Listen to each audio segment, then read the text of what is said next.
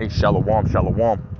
And first and foremost, I want to give all praise, honor, and glory unto Yahweh, Ba'ashem Yahushai, Ba'ashem HaKadosh. Double honor to the elder apostles and elder bishops of Great Millstone, who rule very well, very beautifully. Double salutations to the Akim out here pushing this gospel and truth and sincerity to the best of their ability, given to them by Yahweh, Ba'ashem Yahushai. And peace, blessings, and salutations be unto the elect scattered abroad. May the election of Yahweh, Ba'ashem Yahushai, Lord willing, fall upon all your houses. Amen. So Lord will, this is going to be an edifying lesson, straight to the point. And but this lesson is basically going to go into, us having rulership and power over our enemies, man. And what I'm about to get into is basically it signifies, us having rulership over our enemies, man. And the chapter I'm going into right now, is basically, you start at the top. There's Joshua, the 10th chapter. You start at the top, in Joshua,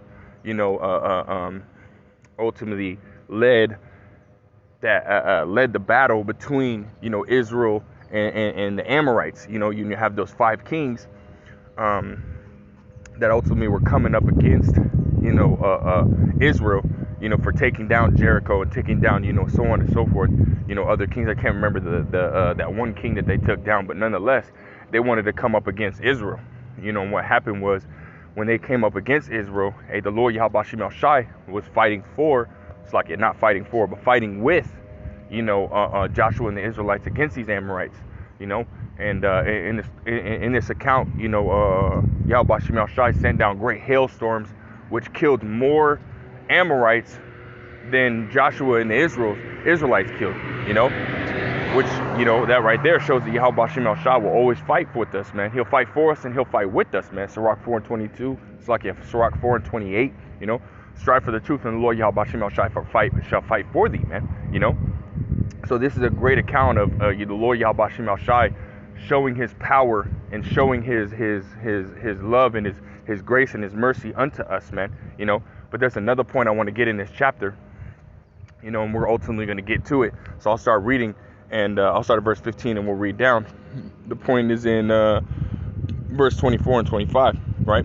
This is Joshua 10:15. It says, and Joshua returned, and all Israel with him unto the camp Gilgal, right? This is after defeating that army, right? It says, but these 5 kings fled and hid themselves in a cave at Mekkedah. And it was told Joshua, saying, the 5 kings are found hid in a cave at Mekkedah. And Joshua said, roll great stones upon the mouth of the cave, and set men by it for to keep them. And say ye not, but pursue after your enemies, and smite the hindermost of them. Suffer them not to enter into their cities, for the Lord Yahweh Ba'ashem Yahushai your power hath delivered them into your hand. And it came to pass, when Joshua and the children of Israel had made an end of slaying them with a very great slaughter, till they were consumed, that the rest which remained of them entered into fenced cities. Right, they fled. The remnant of, the Amorites, they fled, man. They they were basically chased off, man.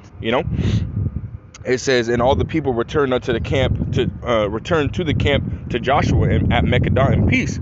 None moved his tongue against any of the children of Israel. Right, and at that time, really in the ancient times, the Lord Yahweh Ba'ashem Yahushai has always shown his power, and shown his grace and his love and his mercy unto Israel, plainly, man, by his powers, man, by his miracles that he does, going into the time of Moses, where he had that pillar of fire by night, and that cloud by day, which was a huge chariot, he split the Red Sea, which is the Gulf of Suez of the Red Sea. He did many miracles, man. Cracked open a rock, and rivers of water flew out.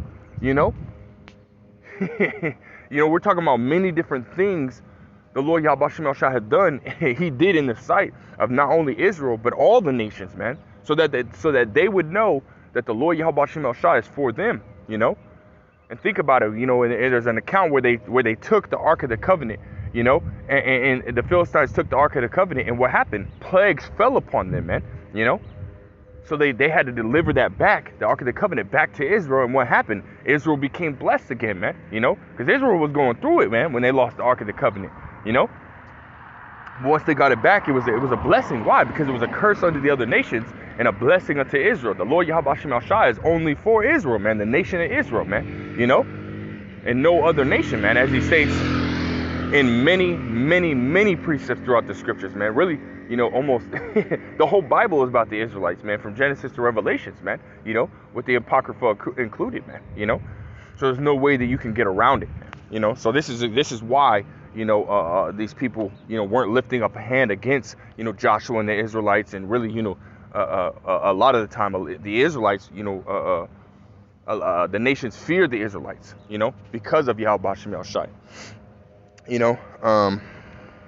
Let's keep reading verse 22. It says, then said Joshua, open the mouth of the cave and bring out those 5 kings unto me out of the cave. And they did so, and brought forth those 5 kings unto him out of the cave, the king of Jerusalem, the king of Hebron, the king of Jarmuth, the king of Lachish, and the king of Eglon. And it came to pass, when they brought out these kings unto Joshua, that Joshua called for all the men of Israel, and said unto the captains of the men of war, which went with him, come near, put your feet upon the necks of these kings. And they came near, and put their feet upon the necks of them. And Joshua said unto them, fear not, nor be dismayed. Be strong and of good courage, for thus shall the Lord Yahweh Bashem El Shai do to all your enemies against whom ye fight. Right, man. And I want to grab that point of putting your feet on the necks of your enemies, man. That signifies that you have rulership over. That signifies that you have power over. Because they're under, basically their life hangs in your hands, man. Their life is in your hands. You could take, their life, just by stepping down real hard, you crush their neck, So they're ultimately powerless, man. They have no power. It's kind of like 2 dogs when they fight. The weaker one will ultimately roll over and show his belly, and it's literally powerless, He's like, okay, cool, I submit, and that's what it's looking like, man. This is when you envision these things and you see somebody, with their hands up, like they're about to be shot, but laying on the ground, hands up, with somebody's foot on their neck. They're powerless. They submit. So it means what? That you have rulership over, you have power over them, man, and this is what's going to happen, as of right now. Hey, we're in captivity. So we're the ones that are on our bellies with our hands up, with Esau's feet on our necks. Hey, but soon the Lord Yahweh Bashem El Shai is going to change the tide, man, to where we're going to have our feet on their necks, man. And they're going to be under the rulership of us. They're going to be under the rulership of Yahweh, starting with Yahweh Shai, King David, the 12 patriarchs, the 144,000, and the rest of the elect, man. The 1/3. They're not going to be, and eventually all Israel, man.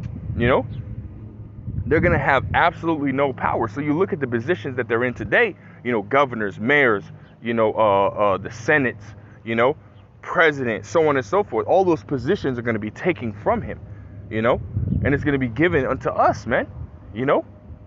This is what's going to happen, man. And we're talking about complete rulership, complete power, and it's going to be power and rulership that has never ever been seen before, man. So I want to grab this, go straight to Isaiah 60. And Isaiah 60 is a heavy chapter, man. We're talking about a heavy chapter because it basically goes into, everything that we're about to talk about, man. Us having rulership, us having power over our enemies, us being at rest, us being at peace, us being in complete righteousness. It goes over everything as far as the kingdom's sake, man, and what we're going to have, It's gonna be beautiful, man. This is outside of Isaiah 60 and 9. It says right here, surely the isles shall wait for me, and the ships of Tarshish first, to bring thy sons from far. To bring thy sons from far. And what's crazy is you look at all the brothers that are within GMS. And you have brothers in GMS Holland, GMS Australia, GMS Virgin Islands, GMS Hawaii.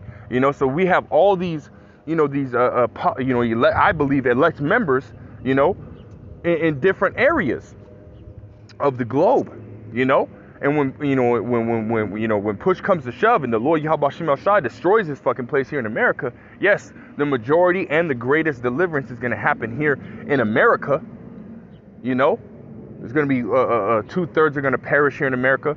versus 1/3 being delivered. Hey, but you're still going to have, elect members that are scattered throughout the world, right? That's why it says, in Matthew's the 24th chapter, I think it's the 30th verse, he shall gather the elect. It might even be the 31st verse. He shall gather the elect, tell his angels to gather the elect from the four winds of the earth, man. So that's talking about from all over the earth, So he's going to gather that, like it says right here. It says to bring thy sons from far, right? So he's going to bring us into our homeland, because that's exactly what's going to happen. The Lord Yahweh Shem El Shai is going to bring us back into a land,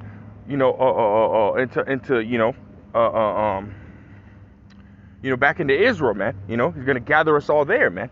He's going to bring us back to our homeland, man, and we're going to possess it, man. It says from far, it says their silver and their gold with them, right, man? Because these nations have ultimately taken everything that was ours. They still have, all our gold, man. They might even have melted it down and turned it into gold bars. Hey, but you think about those golden chalices, that we had, all those golden, things, to serve the Lord Yahweh Shem El Shai, the bowls and plates and, cups and all these things that we have, that have, the name of Yahweh Shem El Shai on it, our inscriptions and so on and so forth on it. Hey, they guess what? They took all those things, man. When they sieged us and put us in captivity, they took all that shit, man. So they have all our gold and still all the gold that's in the earth, all the precious stones and shit like that's in the earth. That's all ours, man. They're not allowed to have it, man. But yet and still they still are tearing the earth down just to get it. So all that is gonna come with us, man. Every single last piece is gonna be ours. It's gonna be ours for the taking, man. It was never theirs in the first place. It says, and their gold with them. It says, unto the name of the Lord Yahweh Shem El Shai, their power, and to the Holy One of Israel, because he hath glorified thee, right? It says, and the sons of strangers shall build up thy walls, right? Which this right here signifies what, man? That there's going to be slavery in the kingdom. Hey, and you best believe it's gonna be you fucking heathens that are in captivity, man. Starting with you fucking elites. Matter of fact, let me grab this. Cause yeah, you motherfucking, you devils is going in captivity, man. Isaiah 24 and 21. I'll just get this verse right here. It says, and it shall come to pass in that day that the Lord Yahweh Shem El Shai shall punish the host of the high ones that are on high, and the kings of the earth upon the earth. Right. So I mean, what? You fucking elites. So again, starting with you elites of the nation of Esau, Edom, and then down to you other rulers of you other nations, and you're going into captivity, man. That's what's going to be your punishment. Matter of fact, let's prove that. Let's go to Isaiah. It's like it's Psalms 149, and we'll start at verse 5. Right? It says, let the saints be joyful in glory, and let them sing aloud upon their beds. Let the high praises of the Most High be in their mouth, and a two-edged sword in their hand. Right, man, and I love this scripture, man, because right now, we have a two-edged sword, which is this word, these scriptures, man. Hebrews 4 and 12, man. But soon we're going to have a physical sword, man. We're going to have a literal sword in our hand to slice and dice you fucking devils up, man. I'll keep reading in verse 7. It says to execute vengeance upon the heathen and punishments upon the people. Right, so hey, this is what's going to be your punishment here, man. Verse 8, the point, it says to bind their kings with chains and their nobles with fetters of iron. Hey, so you're going into captivity. That's going to be your punishment.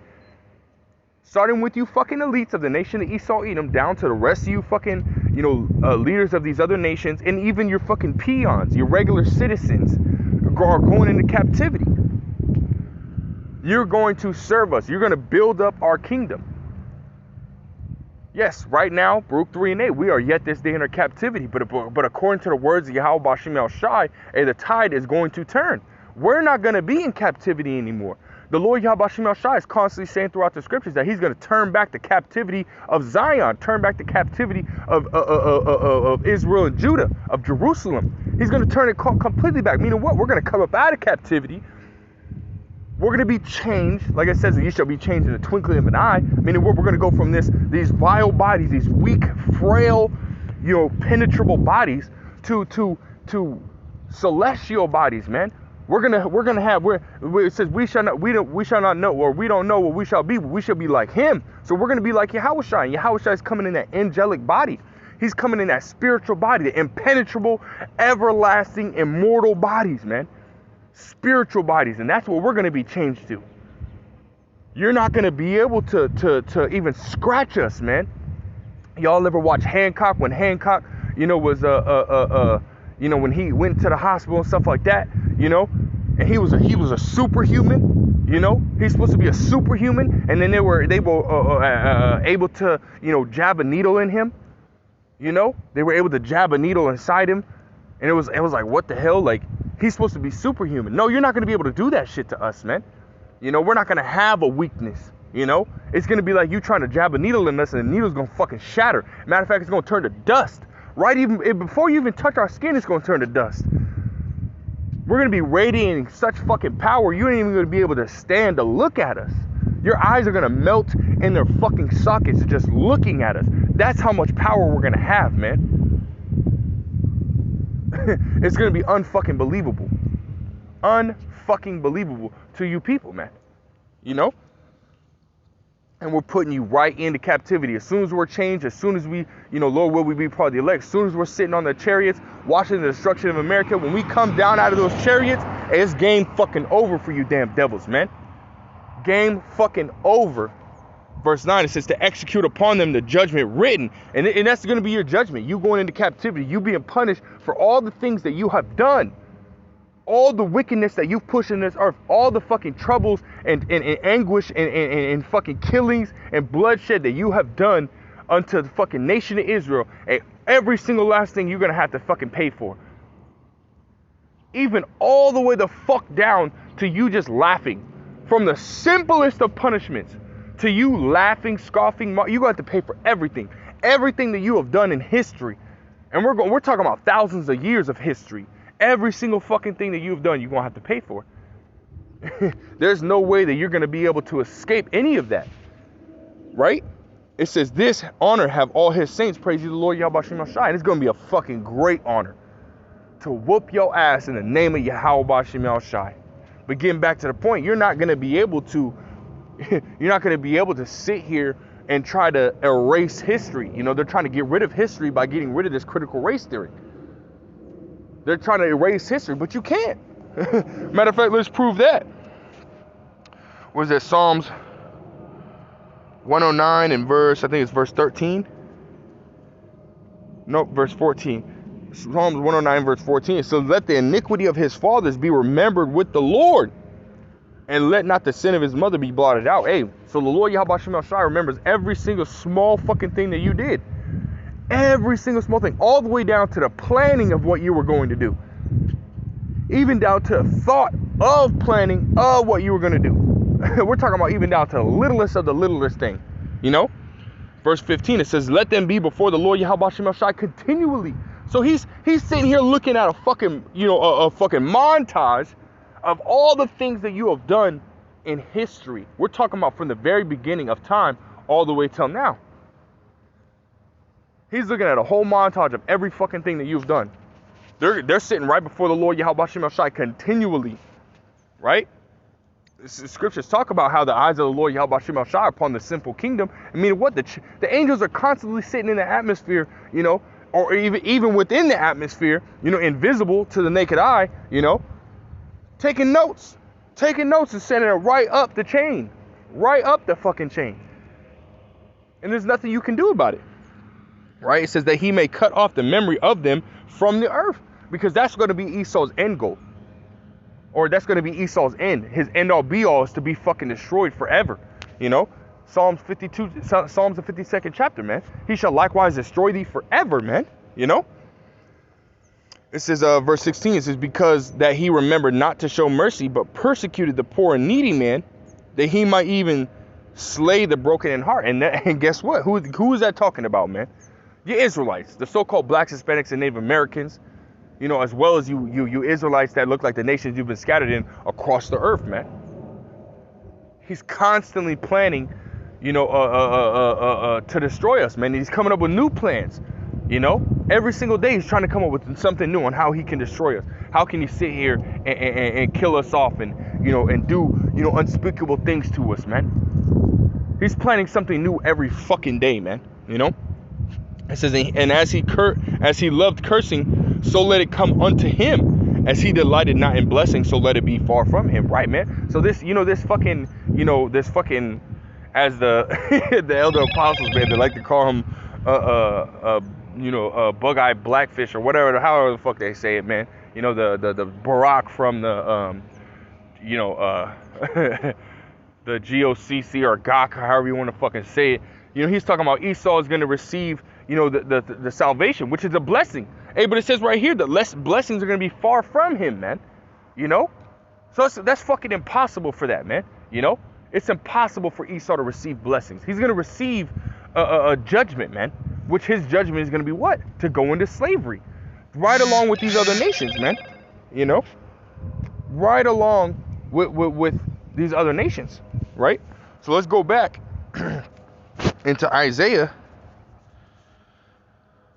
60, and I bring us verse 10 that we were at.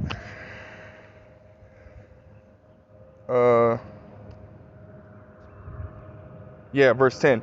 Isaiah 60 and 10, it says, and the sons of strangers shall build up thy walls. Again, we just proved that they're going into captivity, man. Starting with the elites, you know.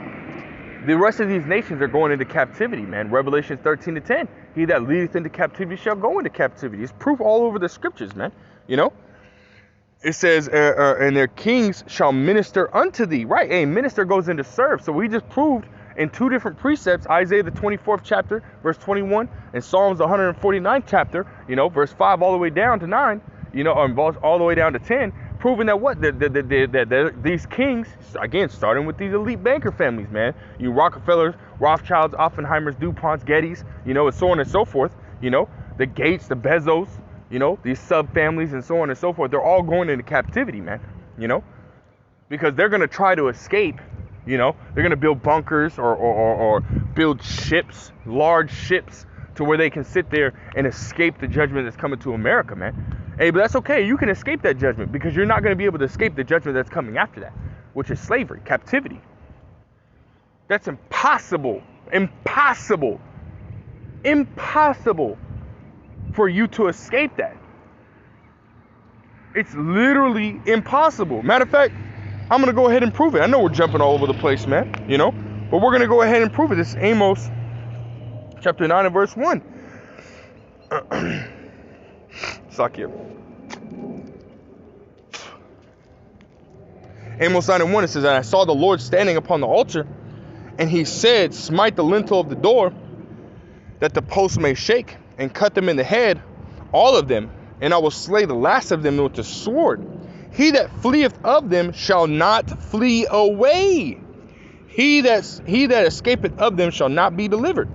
Though they dig into hell, then shall my hand take them. Though they climb up to heaven, thence will I bring them down. So there's nowhere that you can go to escape the judgment that is coming, right? It says, and though they hide themselves in the top of Carmel, I will search and take them out thence. And though they be hid from my sight in the bottom of the sea, thence will I command the serpent, and he shall bite them. Right? This is what's going to happen, man. There's nowhere that you're going to be able to escape, you know, the captivity, man. Captivity is going to come unto you, you know, and you're going to be fully immersed in captivity, fully immersed in being a fucking slave, man. You're not going to be able to escape it, man, you know. So let's go back. Isaiah 60. Verse 10 again. It says, and the son of strangers shall build up thy walls, and their king shall minister unto thee. For in my wrath I smote thee, but in my favor have I had mercy on thee. And who is that talking about? You know, in his wrath, he smote us, man. You know, and right now we're in the process or we're in the end of that smoting. You know, we're in captivity right now because we transgress against the laws of Yahweh Shem El Shai. We went against Yahweh Shem El Shai. So what is he doing? You know, he's smiting us. You know, he's punishing us. You know, Hey, but soon the Lord Yahweh Shem Shai is going to have mercy on us. Isaiah 14 and verse 1 and 2. For I will have mercy on Jacob and will yet choose Israel and set them in their own land. So he's going to have mercy upon us. And right now, he's even showing that mercy now by giving us this wisdom, knowledge, and understanding, you know, by allowing us to preach his word, by allowing us to minister unto him, you know, to serve him, you know, to be his ambassadors. That's mercy right there, man. Giving us this understanding of the truth. That's mercy. Hey, well, how much mercy is Yahweh Shem Shai going to show unto us when we have finished the works, man, and worked it all the way to the end? And he truly blesses us, man. You know? At that point, you damn devils is fucked, man. You know? And I keep reading verse 11. It says, therefore thy gates shall be open continually. They shall not be shut day nor night, that men may bring unto thee the forces of the Gentiles, that their kings may be brought. Right, man. You know? And, you know, you watch these certain, you know, these medieval movies or whatever you want to call them, man. And you got the king sitting in the middle of the big table, you know, and you got lords and stuff like that and other kings and stuff like that, you know, that are under their rule. And then what are they doing? They're bringing treasures and stuff like that unto them, you know, for a blessing or for taxes or whatever it may be, you know. Ours is going to be us taking it back, and you're going to be giving it to us, you know. And you best believe you're going to be fucking apologizing. You're going to be apologizing for had taken our shit. And guess what? It's not going to be good enough. Because we still going to whoop your fucking asses, man. You ain't going to, just because you apologize, I mean, you ain't give us what was already ours. It means you're going to escape captivity. No. You're going to apologize. You're going to give our shit back. And you're still going to be punished. You're still going to receive the judgment, man. You know? And you're going to do it with your face to the fucking ground, man. You're going to apologize with your face to the fucking ground. Which also signifies more power, you know. And this is all of our. This is really, you know, some, you know, us, you know, in Joshua 10th chapter. You know, it's again, it's symbolic for the rule and power that we're gonna have over, you know, over our enemies, man. You know, that's why Joshua did it, man, because eventually we're going to rule over our enemies. You know, we're gonna have complete power over them, man. We're going to have complete rulership over them, you know? And that's a blessing to see that. It's a blessing to read that, you know? It says, verse 12, continue on. It says, for the nation and kingdom that will not serve thee shall perish, yea, those nations shall be utterly wasted. Right? Again, complete power. If you don't do what I tell you to with my foot on your actual neck, like literal neck, if I put my foot under upon your neck and you tell me no, what am I gonna do? I'm just gonna step down and crush your fucking windpipe, and I'm gonna watch you breathe. I'm gonna watch you gasp for air, and you're not gonna get no air, and you're eventually gonna fucking die right there, man, right before my eyes. So if you don't do what we tell you to do, hey, what's gonna happen? You're gonna perish. You're gonna be destroyed. You know, and the way brothers think. You know, Isaiah 33 and 18, you know, says, thine heart shall meditate terror. Hey, the way brothers' mindset works, how much we hate you fucking devils, man. Oh, y'all got it coming, man.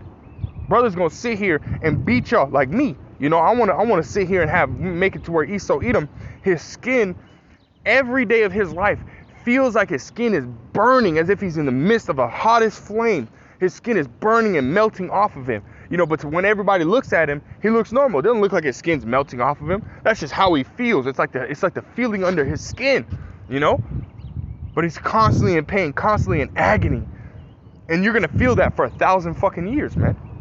You're gonna have that pain when you wake up, when you go to sleep. You're not gonna be able to fucking sleep. You're not gonna be able to do shit. You're gonna be in constant fucking pain. Hey, you should be in terror right now, man. Because you go into that word terror, it goes into what, man? A person who inspires fear and dread. You know what? I got it right here in my notes real quick. This mainly going in the spirit, man, because I'm going off completely. I'm not even following my notes for the most part, man. You know, but I do got that definition. But fear goes into what? It says fear so great as to overwhelm the mind. You're going to be literally over fucking whelmed with how much you're going through. You know, and even then, you know, we're we're really not overwhelmed, man, but it's overwhelming on how many things, especially in these bodies, you know, in this type of mind, you know, it's overwhelming how many things that we can think of to do to you damn devils, man. That just shows you how much we fucking hate you motherfuckers, man, for all the things that you've done unto us. Hey, that hatred is building up so great inside us, man, and it's getting worse and worse for you damn devils every single fucking minute of every day, you know. So I'll keep reading. Verse 13, it says, the glory of Lebanon shall come unto thee, the fir tree, the pine tree, the box together, the beauty of my to beautify the palace of my sanctuary, and I will make the place of my feet glorious. Right, man. Everything's gonna be beautiful. We're gonna have the best of everything, right? It says, the son also of them that afflicted thee shall come bending unto thee, and all they that despise thee shall bow themselves down at the soles of thy feet. At the soles of thy feet. Right here is proof. It's fucking proof that we're literally gonna have. I mean, yeah, you know, you're gonna be, you know, bending down and, you know, basically kissing our feet, you know. But just like Joshua brought up, man, our feet are gonna be over on the necks of our enemies, man. Meaning, again, rulership, power, and this is proof. This is prophecy. This is what's going to come to pass. Right? Isaiah the 60th chapter is what's going to come to pass, right? This is prophecy, man. You know? So this shows you that we're literally going to have rulership and power over you, man. You know? It says, and they shall call thee the city of the Lord Yahweh Shem El Shaddai, the Zion of the Holy One of Israel, right? It says, whereas thou hast been forsaken and hated, so that no man went through thee, I will make thee an eternal excellency, a joy of many nations, man. You know? An eternal excellency. Eternal means forever, everlasting, you know. An excellency, man. We're going to be perfect, man. We're never going to go off. A Zion means monument, so we're going to be forever that example of how you are to be, and no other nation is going to be able to match it. You know, they're going to strive to be like us, you know. Scriptures talk about giving us praise and fame in every land. Hey, the people are going to look at us in awe, man. They're going to be envious of us, man. Because they want to be like us, but they'll never be like us. Never. Will never, ever be like us. Because they're not the chosen of the Lord Yahweh Shem El Shaddai. Nor were the law, such commandments given unto them. So that way they can be like us. No. That's why we're holy and we're separate, man. We're holy, man. You know? That's what holy goes into separate. We're separate from all the rest of these nations, man. You know? Verse 16, it says, thou shalt suck the milk of the Gentiles and shalt suck the breast of kings, and thou shalt know that I, the Lord Yahweh Shem El Shaddai, am thy Savior and thy Redeemer, the mighty one of Jacob. Right, man? You know? We're going to take all their shit, man. You know? We're taking all their shit. Well, really, it's all ours anyways, man. So we're taking everything back, you know? Verse 17, for brass I will bring gold, and for iron I will bring silver. Now you look at these things, brass and iron. You know, these things are in such extreme abundance. You know, it's you know, it's unbelievable, man. You know how much, you know, copper and brass and iron is used for, you know, everyday things, right? And what tells you, in place of brass, he's gonna bring what? Gold. So we're gonna have gold on such a high level of abundance, and we're going to be using it for fucking everything, man. You know? And that reminds me, you go back to the time of King Solomon, you know? Like King Solomon, you know, he had so much gold. In the time of King Solomon, he had so much gold, it was as pebbles on the street. So much gold and silver was as pebbles on the street. So you can just walk around and find gold and silver on the ground, man. You know? Gold and silver on the ground as if it was nothing. He had an abundance of it, man. And we're going to have more than that. You know, we're going to have so much. It's going to be like, you know, we're using it as our fucking toilet paper, man. You know, that's just to say that, you know, just to, you know, to put out, you know, how much we're going to have, man. You know, it's going to be on such a high level, man. You know, it says verse 17, for brass I will bring gold, and for iron I will bring silver, and for wood brass, and for stones iron. I will also make thy officers peace and thine exactors righteousness, man. Hey, so not only are we going to have abundance of everything, hey, we're going to be in righteousness at every fucking waking moment. Every waking, sleeping moment. We're going to be perfect. We're going to be immortal, because scriptures tell you righteousness is immortal, man. Wisdom of Solomon, the 1st chapter, man. So we're going to be immortal. We're going to be righteous in every single thing that we do, even punishing you motherfuckers, man. We're going to be righteous in everything that we do, right? Verse 18, violence shall no more be heard in thy land, wasting nor destruction within thy borders, but thou shalt call thy walls salvation and thy gates praise. Right, so these wars that are happening, it's never going to happen again, man. We're always going to be on top. There's no one going to be warring against us. You nations aren't going to be warring against each other. You're going to be too worried and too busy trying to serve and please us that you ain't going to have time to worry about these other motherfuckers, man. That's just how it's going to be. You're going to be too busy fearing Yahweh Shem Shai's men to even think about lifting up a sword or creating a sword. You ain't even going to be worried about none of that shit, Verse 19, the sun shall be no more thy light by day, neither for brightness shall the moon give light unto thee, but the Lord Yahweh Shem Shai shall be unto thee an everlasting light, in thy glory, in thy power, thy glory. The sun shall no more go down, neither shall thy moon withdraw itself, for the Lord Yahweh Shem Shai shall be thine everlasting light, for the days of thy mourning shall be ended. Right, we're never going to go off, man. We will never ever go off. We'll always be in righteousness.